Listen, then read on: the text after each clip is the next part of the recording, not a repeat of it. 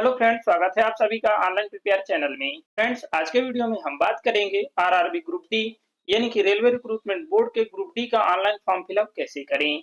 Friends, ये RRB का apply portal है। इसी पोर्टल के माध्यम से हम फॉर्म फिल करेंगे। इस वेबसाइट की लिंक वीडियो के डिस्क्रिप्शन बॉक्स में दे दी जाएगी। आप उस लिंक पर क्लिक करके डायरेक्टली इसी वेबसाइट पर पहुंच जाएंगे। यदि आप मोबाइल से फॉर्म फिल कर रहे हैं तो वेबसाइट ओपन करने के बाद इस थ्री डॉट पे क्लिक करें। इसके बाद डेस्कटॉप साइट पे क्लिक करें। अब आपकी mobile screen same computer screen के जैसी शो होगी, जिससे आपको फॉर्म फिल करने में आसानी होगी। Latest update 23 January 2025। Recruitment for various post in level first of 7th पे सीपीसी पे मैट्रिक्स। ग्रुप डी का डिटेल्स नोटिफिकेशन देखने के लिए आप इस लिंक पर क्लिक करें।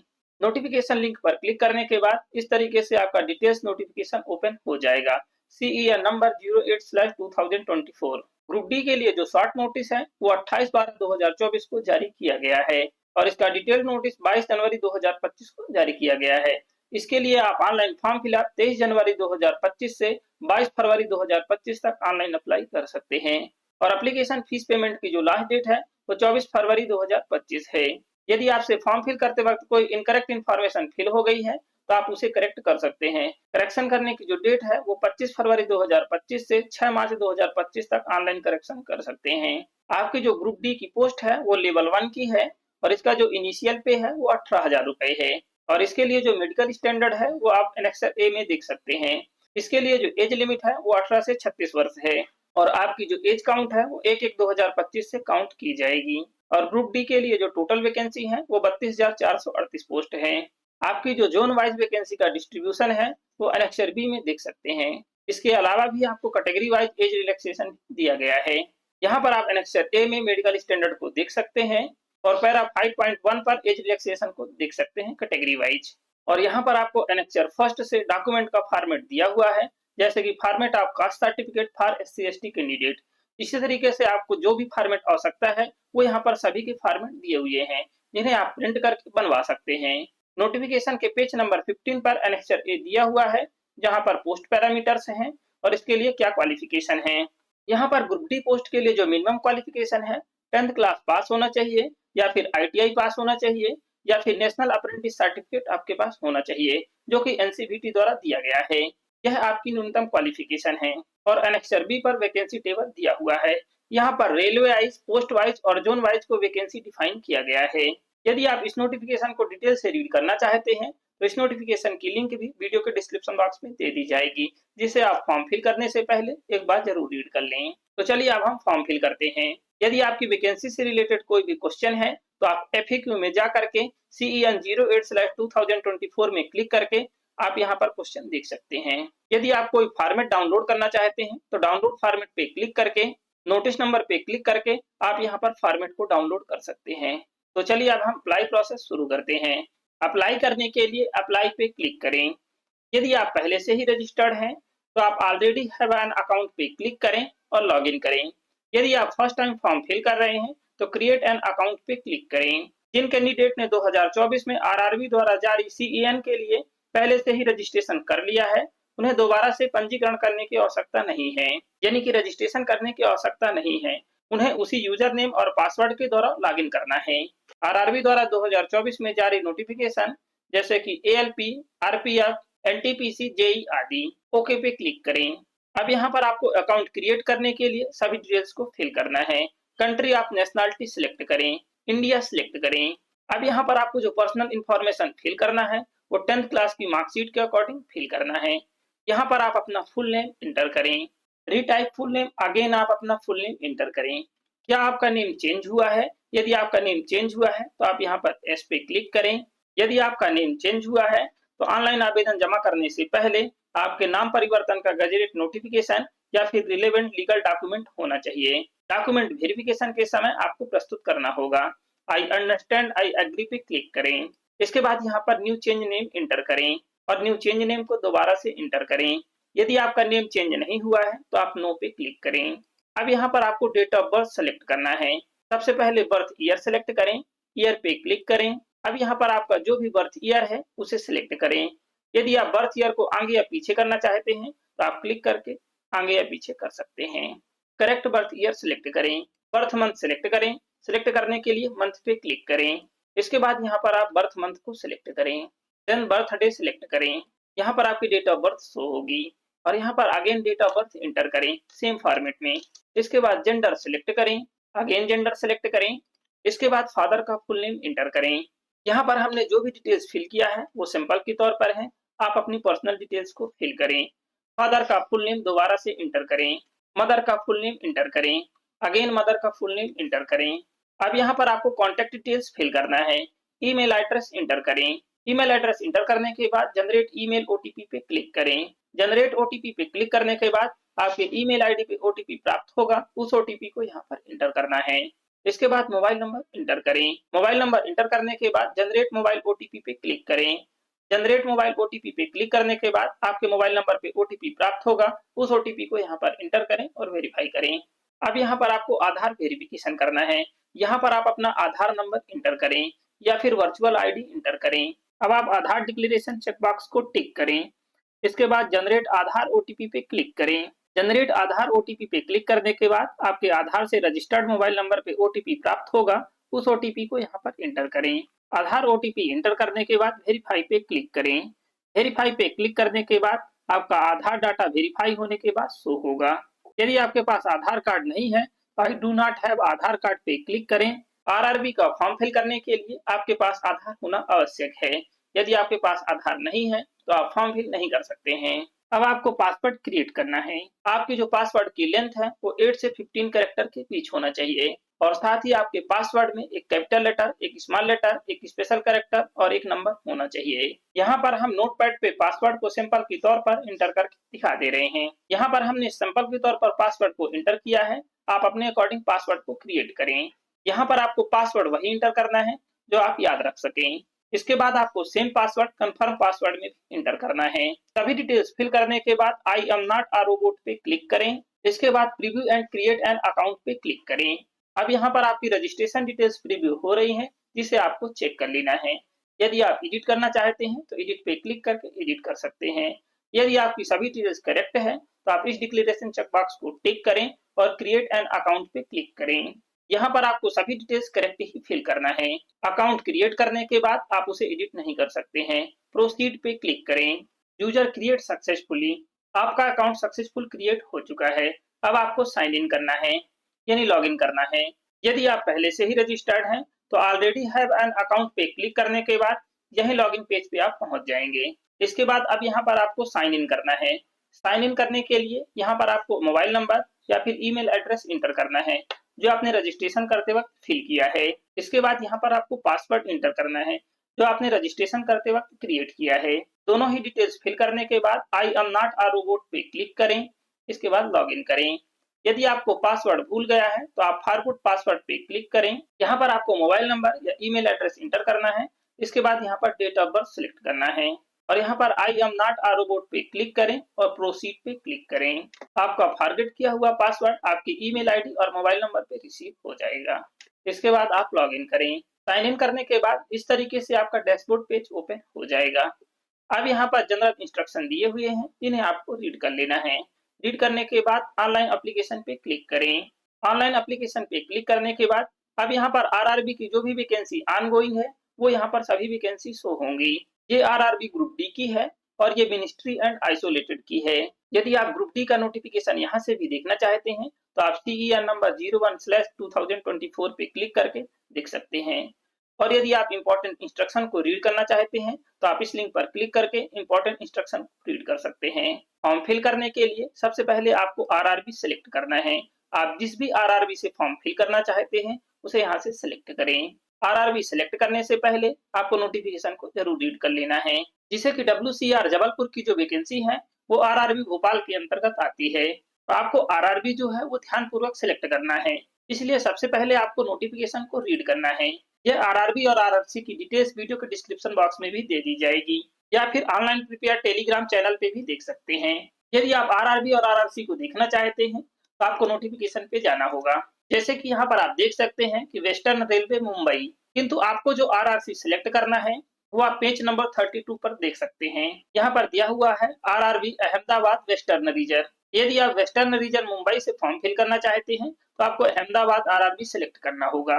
और सेकंड है जैसे कि वेस्ट सेंट्रल रेलवे यानी कि WCR रेलवे जबलपुर है, तो आप इसका RRB भोपाल WCR यानी कि वेस्ट सेंट्रल रेलवे का जो RRB है वो भोपाल है। आप इसे ध्यानपूर्वक सेलेक्ट करेंगे। यहाँ पर सभी का आप देख सकते हैं। नोटिफिकेशन रीड करने के बाद आप अपनी RRB को सिलेक्ट करें, जहाँ से आप फॉर्म फिल करना चाहते हैं। RRB सिलेक्ट करने के बाद I am not currently divided by an RRB या RRC पे क्लिक करें, यानी डिक्लेरेशन को टिक करें। इसके बाद नेक्स्ट पे क्लिक करें। यहाँ पर आपका जो डेटा शो हो रहा है वो प्रीवियस डाटा से फैच किया गया है, यानी कि रजिस्ट्रेशन से लिया गया है। क्रॉस आइकन पे क्लिक करें। मैरिटल स्टेटस सेलेक्ट करें। आपका जो भी मैरिटल स्टेटस उसे सेलेक्ट करें। रिलीजन सेलेक्ट करें। आप जिस भी रिलीजन से बिलोंग करते हैं उस रिलीजन को सिलेक्ट करें। मदर टंग यानी कि मातृभाषा सिलेक्ट करें। आपकी जो भी मातृभाषा है उसे आप सिलेक्ट करें। इसके बाद एग्जामिनेशन के लिए लैंग्वेज सिलेक्ट करें। आप जिस भी लैंग्वेज में एग्जामिनेशन देना चाहते हैं उसे आप सिलेक्ट करें। बाय डिफॉल्ट आपके लिए इंग्लिश भाषा रहेगी, किंतु इसके अलावा आप यहाँ पर अपनी भाषा भी सिलेक्ट कर सकते हैं। Permanent visible mark identification first inter करें। आपके बॉडी में जो भी परमानेंट विजिबल मार्क है उसे यहाँ पर इंटर करना है, जैसे मोल का निशान, बर्न का निशान, कट का निशान आदि। इसी प्रकार यहाँ से permanent visible mark identification second inter करना है, यानी कि आपका दूसरा परमानेंट विजिबल मार्क इंटर करना है। यदि आपके बॉडी में कोई भी विजिबल मार्क नहीं है तो आप यहाँ पर नो मार्क इंटर कर सकते हैं। यदि आपके परमानेंट विजिबल मार्क है तो आप उसे इंटर करें। अब यहाँ पर आपको कम्युनिटी डिटेल्स फिल करना है। कम्युनिटी सिलेक्ट करें। आप जिस भी कम्युनिटी से बिलोंग करते हैं उस कम्युनिटी को सिलेक्ट करें। यदि आप EWS से हैं तो आप EWS सिलेक्ट करें। यदि आप EWS कैटेगरी सिलेक्ट करते हैं तो आपके पास EWS का सर्टिफिकेट होना चाहिए। इसके लिए जो फॉर्मेट है वो एनेक्सर 3 में दिया गया है। आपको डॉक्यूमेंट वेरिफिकेशन के समय EWS सर्टिफिकेट सबमिट करना होगा। EWS और EBC कैटेगरी दोनों अलग अलग है, कंफ्यूज ना हो। आई अंडरस्टैंड, आई एग्री पे क्लिक करें। इसके बाद यहाँ पर कम्युनिटी सर्टिफिकेट नंबर इंटर करना है, यानी आप अपने सर्टिफिकेट का रजिस्ट्रेशन नंबर या फिर सर्टिफिकेट नंबर इंटर करें। आपके सर्टिफिकेट को किस अथॉरिटी द्वारा इशू किया गया है, इशू अथॉरिटी को सिलेक्ट करें। इशू स्टेट सिलेक्ट करें, यानी कि जिस भी स्टेट से आपका सर्टिफिकेट इशू किया गया है उस स्टेट को सिलेक्ट करें और community certificate issue date select करें। यदि आप OBC से बिलोंग करते हैं तो आप OBC सिलेक्ट करें। यहाँ पर उन्हें ही OBC कैटेगरी का लाभ दिया जाएगा जो सेंट्रल गवर्नमेंट के SC ST OBC non creamy layer में आते हैं। आपके पास भी OBC का नॉन क्रीमी लेयर सर्टिफिकेट होना चाहिए। आई अंडरस्टैंड, आई एग्री पे क्लिक करें। क्या आप OBC नॉन क्रीमी लेयर में आते हैं, यहाँ पर आप यस या नो सेलेक्ट करें। OBC नॉन क्रीमी लेयर का सर्टिफिकेट आपके पास होना चाहिए। डॉक्यूमेंट वेरिफिकेशन के समय सबमिट करना होगा। आई अंडरस्टैंड, आई एग्री पे क्लिक करें। यदि आप OBC नॉन क्रीमी लेयर में नहीं आते हैं तो आप नो सेलेक्ट करें, आपको जनरल कैटेगरी में माना जाएगा। और यहाँ पर आप कास्ट का नेम इंटर करें। इसके बाद यहाँ पर कम्युनिटी सर्टिफिकेट नंबर इंटर करें और यहाँ पर इश्यू अथॉरिटी सिलेक्ट करें। इसके बाद सर्टिफिकेट इशू डेट सिलेक्ट करें। यदि आप SC ST से हैं तो आप SC या ST सिलेक्ट करें।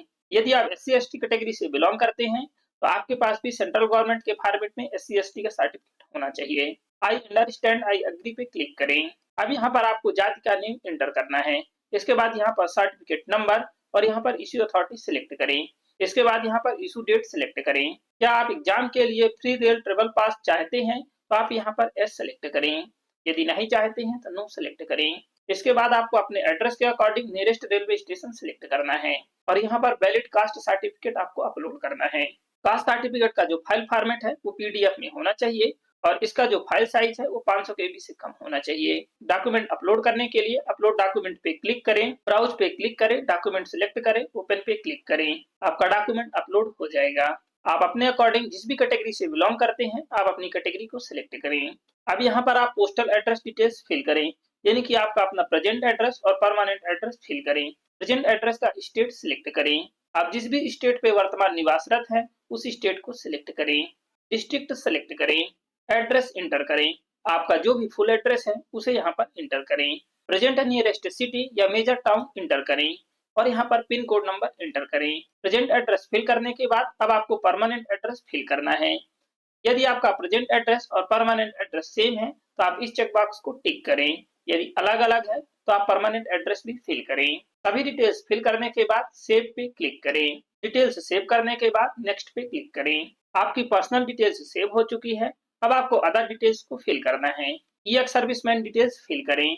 क्या आप एक्स सर्विसमैन हैं, यहाँ पर आप यस या नो सिलेक्ट करें। यदि आप यस सिलेक्ट करते हैं यहाँ पर आपको डिफेंस सर्विस सेलेक्ट करना है। आप जिस भी सर्विस पे हैं उसे सेलेक्ट करें। इसके बाद यहाँ पर आप अपनी रैंक इंटर करें और यहाँ पर अटेस्टेशन डेट इंटर करें। क्या आप अभी भी रक्षा सेवाओं में हैं? यहाँ पर आप यस या नो सेलेक्ट करें।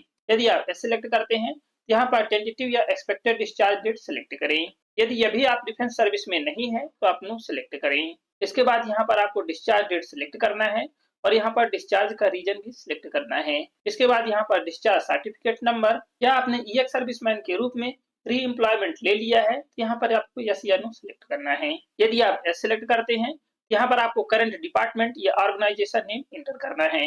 यदि आप ईएक्स सर्विसमैन नहीं है तो आप यहाँ पर नो सेलेक्ट करें। क्या आप पीडब्ल्यूडी कैटेगरी से हैं तो आप यहाँ पर यस या नो सेलेक्ट करें। यदि आप यस सेलेक्ट करते हैं, यहाँ पर आप डिसेबिलिटी कैटेगरी सेलेक्ट करें। यदि आप में मल्टीपल डिसेबिलिटी है तो प्रत्येक डिसेबिलिटी में आपकी जो डिसेबिलिटी है वो 40% या उससे अधिक होना चाहिए। इसके बाद आपको सब डिसेबिलिटी कैटेगरी सेलेक्ट करना है और यहाँ पर डिसेबिलिटी का परसेंटेज इंटर करें। इसके बाद नेचर ऑफ डिसेबिलिटी सेलेक्ट करें, परमानेंट है या टेम्परेरी, और यहाँ पर पीडब्ल्यूडी का सर्टिफिकेट नंबर और यहाँ पर यूडीआईडी नंबर इंटर करें। यदि आपके पास यूडीआईडी नंबर है तो इंटर करें, यदि नहीं है तो आप इसे ऐसे ही छोड़ दें। और यहाँ पर PWD certificate issue date select करना है। यदि आप पीडब्ल्यूडी कैटेगरी नहीं है तो आप यहाँ पर नो सेलेक्ट करें। यदि आप में कोई डिसेबिलिटी है और स्क्राइबर का लाभ लेना चाहते हैं तो आप यहाँ पर यस या नो सेलेक्ट करें। यदि आप स्क्राइब लेना चाहते हैं तो स्क्राइब की जो योग्यता है वो कैंडिडेट से 1 स्टेप कम होना चाहिए। I understand and I agree पे क्लिक करें। क्या आपके पास स्क्राइब की डिटेल्स है? यहाँ पर आप यस या नो सेलेक्ट करें। क्या स्क्राइब भी इस एग्जामिनेशन को दे रहा है? यहाँ पर आप यस या नो सेलेक्ट करें। यदि स्क्राइब भी इस एग्जाम को दे रहा है तो वह एलिजिबल नहीं है। आप यहाँ पर अपने अकॉर्डिंग स्क्राइब की डिटेल्स को फिल करेंगे। यदि आप पीडब्ल्यूडी कैंडिडेट नहीं है, स्क्राइब की आवश्यकता नहीं है, तो आप यहाँ पर नो सेलेक्ट करें। अब यहाँ पर आपको ईबीसी की डिटेल्स फिल करना है। क्या आप ईबीसी यानी कि economically backward class certificate holder हैं? तो आप यहाँ पर यस या नो सेलेक्ट करें। यहाँ पर आप ईबीसी की डिटेल्स देख सकते हैं। आपके परिवार की जो फैमिली इनकम है वो 50,000 रुपए से कम होना चाहिए, या फिर बीपीएल कार्ड धारक होना चाहिए, या फिर किसी मान्यता प्राप्त गरीबी उन्मूलन कार्यक्रम के तहत केंद्र सरकार द्वारा जारी कोई अन्य प्रमाण पत्र हो, या रेलवे द्वारा जारी इज्जत एमएसटी होना चाहिए। आपके पास वैलिड इनकम सर्टिफिकेट होना चाहिए। ईबीसी और ईडब्ल्यूएस दोनों ही अलग अलग कैटेगरी है। ईबीसी कैटेगरी में सिर्फ आपको फीस से छूट दी जाती है। डॉक्यूमेंट वेरिफिकेशन के दौरान ईबीसी सर्टिफिकेट आपको प्रस्तुत करना होगा। यदि आपके पास ईबीसी सर्टिफिकेट नहीं है तो आपकी उम्मीदवारी रद्द की जाएगी। I understand and I agree पे क्लिक करें। क्या आप फीस कंसेशन चाहते हैं? यहाँ पर आप यस या नो सेलेक्ट करें। यदि यस सेलेक्ट करते हैं, यहाँ पर आपको सर्टिफिकेट नंबर और यहाँ पर इश्यू अथॉरिटी सेलेक्ट करना है। इसके बाद यहाँ पर इशू डेट सेलेक्ट करें। यदि आप ईबीसी कैटेगरी से नहीं आते हैं या फिर ईबीसी कैटेगरी का लाभ नहीं लेना चाहते हैं तो आप यहाँ पर नो सेलेक्ट करें। क्या आप रेलवे के सर्विंग एप्लीकेंट हैं, यानी कि आप रेलवे में अभी सेवारत हैं? यहाँ पर आप यस या नो सेलेक्ट करें। यदि आप इंडियन रेलवे के एम्प्लॉय हैं, क्या आपने कंट्रोलिंग ऑफिसर से एनओसी लिया है? यहाँ पर आप यस या नो सेलेक्ट करें। डॉक्यूमेंट वेरिफिकेशन के समय एनओसी सबमिट करना होगा। कैटेगरी सेलेक्ट करें। आप जिस भी कैटेगरी में सेवारत है उस कैटेगरी को सिलेक्ट करें। आप कहाँ पर वर्क कर रहे हैं, वर्किंग प्लेस इंटर करें। इसके बाद जोन पीयू यानी कि प्रोडक्शन यूनिट या यूनिट सिलेक्ट करें। यदि आप इंडियन रेलवे के सर्विंग एम्प्लॉय नहीं है तो आप नो सिलेक्ट करें। या आप वर्तमान में जॉब कर रहे हैं इंडियन रेलवे को छोड़कर, यहाँ पर आपको करंट एम्प्लॉय या डिपार्टमेंट सिलेक्ट करना है। डिपार्टमेंट सिलेक्ट करने के बाद यहाँ पर आपको ऑर्गेनाइजेशन नेम इंटर करना है और यहाँ से आप कब से जॉब में हैं, यहाँ पर डेट सिलेक्ट करना है। या आप अभी भी जॉब कर रहे हैं, यहाँ पर आप यस या नो सिलेक्ट करें। यदि आप अभी जॉब नहीं कर रहे हैं तो आपने जॉब कब तक किया, यहाँ पर डेट सिलेक्ट करें। यदि आप एम्प्लॉय नहीं है तो आप यहाँ पर नॉट एप्लीकेबल सिलेक्ट करें। अब यहाँ पर आपको एक्ट अप्रेंटिसशिप की डिटेल्स फिल करना है। क्या आप रेलवे एस्टेब्लिशमेंट के द्वारा एक्ट अप्रेंटिसशिप का कोर्स कंप्लीट कर चुके हैं और आपके पास एनसीवीटी का एनएसी सर्टिफिकेट है? यहाँ पर आप यस या नो सेलेक्ट करें। यदि है तो यहाँ पर एस सेलेक्ट करें। इसके बाद यहाँ पर ट्रेड का नेम सेलेक्ट करें। आपने जिस भी ट्रेड से एनएसी सर्टिफिकेट प्राप्त किया है या आपने अप्रेंटिस ट्रेनिंग की है, और यहाँ पर ट्रेनिंग स्टार्ट डेट सिलेक्ट करना है और यहाँ पर ट्रेनिंग एंड डेट सिलेक्ट करें। यहाँ पर आपका ड्यूरेशन शो होगा और यहाँ पर आपको ट्रेनिंग सर्टिफिकेट नंबर एंटर करना है और यहाँ पर सर्टिफिकेट इशू डेट सिलेक्ट करें। आपने कोर्स पे कितना मार्क्स प्राप्त किया है, यहाँ पर ऑब्टेन मार्क एंटर करें और यहाँ पर फुल मार्क्स एंटर करें। यदि आपने एक्ट अप्रेंटिसशिप के तहत कोर्स कंप्लीट नहीं किया है या ट्रेनिंग नहीं की है तो आप नो सिलेक्ट करें। अब यहाँ पर आपको बैंक अकाउंट की डिटेल्स फिल करना है। इसी बैंक अकाउंट के द्वारा आपकी एग्जामिनेशन फीस रिफंड की जाएगी। यहाँ पर आप अकाउंट होल्डर का नेम इंटर करें। यदि आप स्वयं एप्लीकेंट ही हैं तो आप अपना नेम यहाँ पर इंटर करें और यहाँ पर बैंक अकाउंट नंबर इंटर करें। यहाँ पर दोबारा से बैंक अकाउंट नंबर इंटर करें और यहाँ पर आप अपने बैंक का IFSC कोड नंबर इंटर करें। IFSC कोड इंटर करने के बाद कन्फर्म में क्लिक करें। कन्फर्म करने के बाद यहाँ पर आपका बैंक नेम और यहाँ पर बैंक एड्रेस शो होगा। सभी डिटेल्स फिल करने के बाद सेव पे क्लिक करें। डाटा सेव होने के बाद नेक्स्ट पे क्लिक करें। आपकी अदर डिटेल्स सेव हो चुकी है। अब आपको एजुकेशनल क्वालिफिकेशन डिटेल्स फिल करना है। यदि आप इससे पहले किसी भी RRB के द्वारा जारी वैकेंसी का एग्जाम फॉर्म फिल कर चुके हैं, यहाँ पर आपका फिल हुआ ऑलरेडी डाटा शो होगा। यदि आप उसमें कुछ चेंजेस करना चाहते हैं तो चेंज कर सकते हैं। यदि सभी इन्फॉर्मेशन करेक्ट फिल है तो आपको सिर्फ नेक्स्ट कर देना है। यदि आप फर्स्ट टाइम फॉर्म फिल कर रहे हैं तो आपको सभी डिटेल्स को फिल करना होगा। अब यहाँ पर आपको एसेंशियल क्वालिफिकेशन की डिटेल्स फिल करना है। क्वालिफिकेशन सिलेक्ट करें, मैट्रिकुलेशन सिलेक्ट करें, स्टेट सिलेक्ट करें। आप जिस भी स्टेट से 10th क्लास पास आउट है उसे सिलेक्ट करें। डिस्ट्रिक्ट सिलेक्ट करें, आप जिस भी डिस्ट्रिक्ट से पास आउट है उसे आप सिलेक्ट करें। बोर्ड नेम इंटर करें, आप जिस भी बोर्ड से पास आउट है उस बोर्ड का नेम इंटर करें। डेट ऑफ पासिंग सिलेक्ट करें, आपने 10th क्लास किस डेट को पास किया है, पासिंग डेट सिलेक्ट करें और यहाँ पर आप अपना रोल नंबर इंटर करें। इसके बाद मैट्रिकुलेशन, SSC, SLC या 10th क्लास का सर्टिफिकेट सीरियल नंबर इंटर करें। यह भी आपके मार्कशीट में मेंशन रहता है। सभी डिटेल्स फिल करने के बाद ऐड पे क्लिक करें। ऐड पे क्लिक करने के बाद इस तरीके से आपकी एजुकेशनल क्वालिफिकेशन ऐड हो चुकी है। यदि आपकी क्वालिफिकेशन डिटेल्स पहले से ही ऐड है, यदि आप उसे एडिट या अपडेट करना चाहते हैं तो आप एडिट आइकन पे क्लिक करें, डिटेल्स को एडिट करें और अपडेट पे क्लिक करें। आपकी डिटेल्स अपडेट हो जाएगी। यदि आप इसे डिलीट करना चाहते हैं तो डिलीट आइकन पे क्लिक करके डिलीट करें। इसके बाद दोबारा से डिटेल्स को फिल करें। यदि आपके पास मैट्रिकुलेशन यानी कि सिर्फ 10th क्लास की क्वालिफिकेशन है तो आप इसे ऐड करने के बाद नेक्स्ट पे क्लिक करें। यदि आपके पास ITI या फिर NAC है तो आप उसकी भी डिटेल्स फिल कर सकते हैं। क्वालिफिकेशन पे क्लिक करें। यदि आपके पास ITI है तो आप इसे सिलेक्ट करें। इसके बाद यहाँ पर आपको ITI की ट्रेड सिलेक्ट करना है और यहाँ पर स्टेट सिलेक्ट करना है जहाँ से आपने ITI कंप्लीट की है और यहाँ पर डिस्ट्रिक्ट सिलेक्ट करना है। इसके बाद यहाँ पर आपको ITI का इंस्टीट्यूट नेम इंटर करें जहाँ से आपने ITI कंप्लीट की है और यहाँ पर ITI की पासिंग डेट सिलेक्ट करें। इसके बाद आपको ITI का सर्टिफिकेट किसके द्वारा इशू किया गया है, इसी अथॉरिटी सिलेक्ट करें। सर्टिफिकेट टाइप सिलेक्ट करें। सभी डिटेल्स फिल करने के बाद ऐड पे क्लिक करें। आपकी क्वालिफिकेशन डिटेल्स ऐड हो जाएगी। यदि आप NAC यानी नेशनल अप्रेंटिसशिप सर्टिफिकेट की डिटेल्स फिल करना चाहते हैं तो आप NAC सिलेक्ट करें। इसके बाद यहाँ पर आपको ट्रेड सिलेक्ट करना है। इसके बाद आपकी जो सभी डिटेल्स है वो सेम तरीके से सिलेक्ट करें। सभी डिटेल्स सिलेक्ट करने के बाद ऐड पे क्लिक करेंगे। आपकी डिटेल्स ऐड हो जाएगी। आपके पास जो भी एसेंशियल क्वालिफिकेशन है उसे आपको सिलेक्ट करना है और फिल करना है, या फिर यदि आपके पास एक से अधिक क्वालिफिकेशन है तो भी आप ऐड कर सकते हैं। यदि आपके पास सिर्फ ITI या मैट्रिकुलेशन या NAC की सर्टिफिकेट है तो आपके पास जो भी क्वालिफिकेशन है उसे ही आपको ऐड करना है, किंतु आपको कम से कम एक क्वालिफिकेशन की डिटेल्स फिल करना है। क्वालिफिकेशन डिटेल्स फिल करने के बाद नेक्स्ट पे क्लिक करें। अब यहाँ पर आपको डॉक्यूमेंट अपलोड करना है। यदि आप SC/ST कैटेगरी से हैं और आपने कैटेगरी सर्टिफिकेट अपलोड किया है तो यहाँ पर आपका कैटेगरी सर्टिफिकेट भी शो होगा। अब यहाँ पर आपको फोटो और सिग्नेचर अपलोड करना है। यदि आप फोटोज का सैंपल देखना चाहते हैं तो आप सैंपल ऑफ फ्यू रिजेक्टेबल फोटोज पे क्लिक करें। यहाँ पर आपके कुछ रिजेक्ट फोटो शो हो रही हैं। जो फोटो यहाँ पर रिजेक्ट है उस पे क्रॉस का आइकन है और जो फोटो करेक्ट है वो यहाँ पर करेक्ट का आइकन शो हो रहा है, जिसे आप देख सकते हैं। फोटो व्यू करने के बाद क्रॉस आइकन पे क्लिक करें। यहाँ पर आपके फोटो को इंस्ट्रक्शन दिए हुए हैं जिन्हें आपको रीड कर लेना है। फोटो का जो बैकग्राउंड है वो व्हाइट होना चाहिए और आपकी फोटो 2 मंथ से अधिक पुरानी नहीं होना चाहिए। फोटो का जो फाइल डायमेंशन है 35 mm टू 45 mm होना चाहिए या फिर 320 x 240 पिक्सल होना चाहिए और फोटो का जो फाइल फॉर्मेट है JPG या JPEG में होना चाहिए और इसका जो फाइल साइज है वो 50 KB से 100 KB के बीच होना चाहिए। आपकी पासपोर्ट साइज की जो फोटो है वो एकदम क्लियर होना चाहिए। यदि आप चश्मा पहनते हैं तो फोटो में चश्मे का कोई चमक या प्रतिबिंब नहीं होना चाहिए तथा आंखें स्पष्ट दिखाई देना चाहिए। और यहाँ पर आपके सिग्नेचर के लिए इंस्ट्रक्शन दिए हुए हैं। आपके जो सिग्नेचर हैं वो व्हाइट पेपर पर ब्लैक या ब्लू इंक से होना चाहिए। फोटो का जो फाइल डायमेंशन है वो 50 mm टू 20 mm होना चाहिए। आपके जो सिग्नेचर हैं वो स्मॉल लेटर में होना चाहिए, ना कि कैपिटल लेटर में। और इसका भी जो फाइल फॉर्मेट है वो JPG या JPEG में होना चाहिए। यदि आप फाइल डायमेंशन पिक्सल में रखना चाहते हैं 140 टू 60 पिक्सल होना चाहिए और फोटो का जो फाइल साइज है वो 30 केबी से 50 केबी के बीच होना चाहिए। फोटो का पिक्सल कैसे सेट करना है, हम इससे पहले ही वीडियो बना चुके हैं। उस वीडियो को देख करके आप अपने फोटो का पिक्सल सेट करें। फोटो अपलोड करने के लिए ब्राउज पे क्लिक करें, फोटो सेलेक्ट करें, ओपन पे क्लिक करें। अब यहाँ पर आपको अपनी फोटो को एडजस्ट करना है इस कंटेनर बॉक्स पे। यहाँ पर आपका रिसाइजर टूल्स है जिसे आप फोटो को रिसाइज कर सकते हैं। यदि आप जूम इन करना चाहते हैं तो जूम प्लस पे क्लिक करें। यदि आप जूम आउट करना चाहते हैं तो जूम माइनस पे क्लिक करके जूम इन या जूम आउट कर सकते हैं।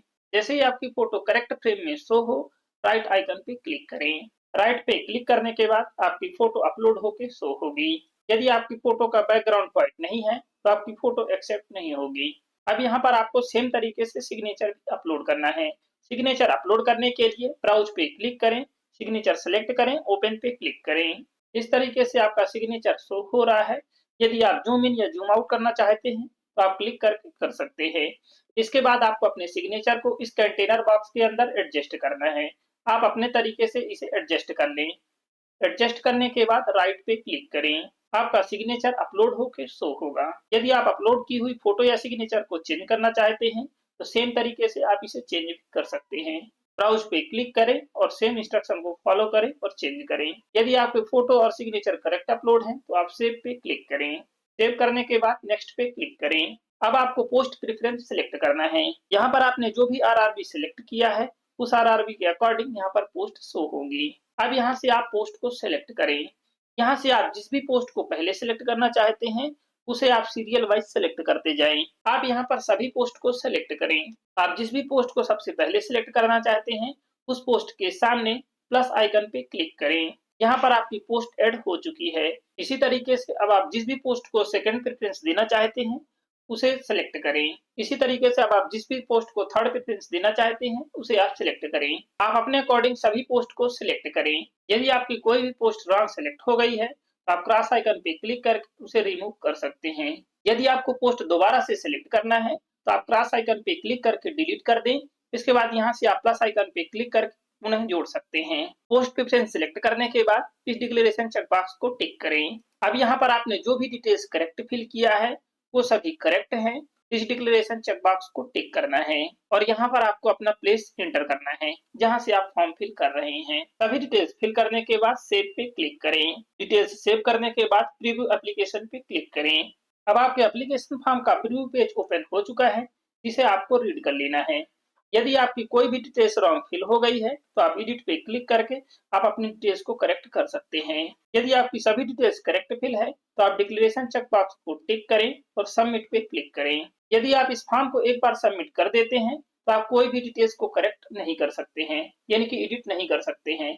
इसलिए सबमिट करने से पहले आपको सभी डिटेल्स को चेक कर लेना है, इसके बाद ही सबमिट करना है। आवेदक ऑनलाइन आवेदन जमा करने के बाद उसमें कोई सुधार नहीं कर सकते हैं। यदि आपका फॉर्म करेक्ट फिल है तो आप सबमिट पे क्लिक करें। आपका एप्लीकेशन फॉर्म सबमिट हो चुका है। अब आपको एग्जामिनेशन फीस पे करना है। पे विथ एसबीआई ई पे पे क्लिक करें। डिक्लेरेशन चेक बॉक्स को टिक करें, प्रोसीड पे क्लिक करें। इस तरीके से आपका एसबीआई पेमेंट पेज ओपन हो जाएगा। अब यहाँ से आप डेबिट या credit card, internet banking, UPI किसी भी एक माध्यम से पे कर सकते हैं। यूपीआई से पे करने के लिए इसे आप सिलेक्ट करें। यदि आप यूपीआई आईडी फिल करके पे करना चाहते हैं तो आप इसे सिलेक्ट करें। इसके बाद यहाँ पर यूपीआई आईडी इंटर करें और वैलिडेट यूपीआई आईडी पे क्लिक करके इसके बाद आप अपने यूपीआई एप्लीकेशन फीस से पेमेंट को अप्रूव करें और पेमेंट करें। यदि आप यूपीआई क्यूआर कोड के द्वारा पे करना चाहते हैं तो आप यूपीआई क्यूआर कोड को सिलेक्ट करें, पे नाउ पे क्लिक करें। क्यूआर कोड ओपन होगा जिसे पेमेंट ऐप से स्कैन करने के बाद आप पेमेंट कर सकते हैं। यदि आप डेबिट या क्रेडिट कार्ड से पे करना चाहते हैं तो आप इसे सिलेक्ट करें। आपके कार्ड का ई कॉमर्स ट्रांजैक्शन इनेबल होना चाहिए। अब यहाँ पर आप अपने कार्ड का कार्ड नंबर इंटर करें। इसके बाद कार्ड होल्डर का नेम इंटर करें और यहाँ पर एक्सपायरी डेट में मंथ और ईयर सेलेक्ट करें। इसके बाद सीवीवी नंबर या सीबीसी नंबर जो कि 4 डिजिट का होता है, कार्ड के बैक साइड पे होता है, उसे यहाँ पर इंटर करें। सभी डिटेल्स फिल करने के बाद पे नाउ पे क्लिक करें। पे नाउ पे क्लिक करने के बाद आपके रजिस्टर्ड मोबाइल नंबर पे ओटीपी प्राप्त होगा। उस ओटीपी को यहाँ पर इंटर करना है। ओटीपी वेरीफाई होने के बाद आपकी पेमेंट सक्सेसफुल सबमिट हो जाएगी। एप्लीकेशन फीस पे होने के बाद ट्रांजैक्शन रिसिप्ट ओपन होगी जिसे आपको प्रिंट कर लेना है। यदि आप बाद में भी एप्लीकेशन फीस को पे करना चाहते हैं तो बाद में भी पे कर सकते हैं। यदि आप कोई स्टेप बाद में कंप्लीट करना चाहते हैं, जैसे कि एप्लीकेशन फॉर्म को प्रिंट करना चाहते हैं या एप्लीकेशन फॉर्म को सबमिट करना चाहते हैं या फिर एप्लीकेशन फीस को सबमिट करना चाहते हैं, तो आप अप्लाई पे क्लिक करें। इसके बाद ऑलरेडी हैव एन अकाउंट पे क्लिक करें। अब यहाँ पर आपको साइन इन करना है। यहाँ पर आप मोबाइल नंबर या ईमेल आईडी इंटर करें, पासवर्ड इंटर करें और आई एम नॉट अ रोबोट पे टिक करें और लॉगिन पे क्लिक करें। इस तरीके से आपका डैशबोर्ड ओपन हो जाएगा। अब यहाँ पर आपको एप्लीकेशन हिस्ट्री पे क्लिक करना है। यहाँ पर आपका एप्लीकेशन फॉर्म शो हो रहा है। यदि आपका पेमेंट सक्सेसफुल नहीं हुआ है तो आप वेरीफाई पेमेंट पे क्लिक करके आप अपनी पेमेंट को वेरीफाई कर सकते हैं। ट्रांजैक्शन के 15 मिनट के बाद आप अपनी पेमेंट को वेरीफाई कर सकते हैं। यदि आपका पेमेंट सक्सेसफुल सबमिट हो चुका है तो आपको दोबारा से पेमेंट करने की आवश्यकता नहीं है। यदि आपका पेमेंट सक्सेसफुल सबमिट नहीं हुआ है तो आप दोबारा से पेमेंट कर सकते हैं।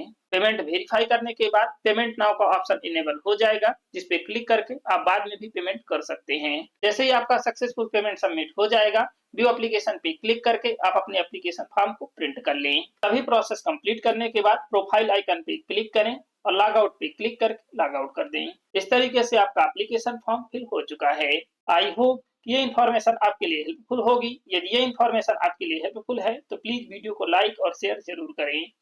यदि आप चैनल पे न्यू हैं तो प्लीज चैनल को सब्सक्राइब जरूर करें और साथ ही बेल आइकन को भी प्रेस करें ताकि हर वीडियो की नोटिफिकेशन आपको मिल सके। Thank you.